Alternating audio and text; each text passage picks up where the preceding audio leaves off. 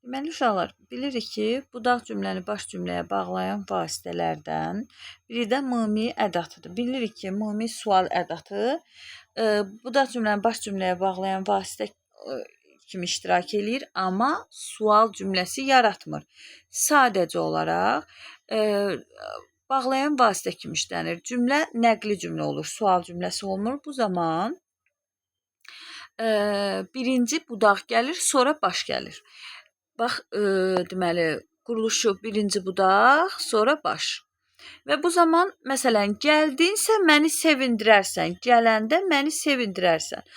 Bu mənaya gələndə, yəni bu şəkildə artırıb işlədiriksə, bu zaman birinci budaq, sonra baş gəlir. Amma bəzən cümlədə mımi ədatı işlənib, amma cümlə sual cümləsidir. Yəni mımi sual ədatı öz funksiyasında işlənib. Bilirsənmi, o da gələcək. Bax, bu mənada, yəni sual cümləsidir və mımi ədatı işlənib. Bu zaman birinci baş, sonra budaq cümlə gəlir. Məsələn, bura bunu da artıra bilərik. Bilirsənmi ki, o da gələcək.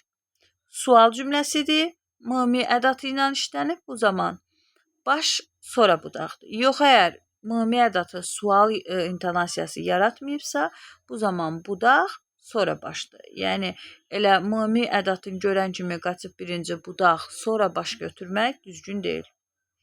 Baxaq, sual funksiyasındadırsa baş budaq, sual funksiyasında deyilsə, öz funksiyasında işlənməyibsə, budaq baş şəklində işlənir.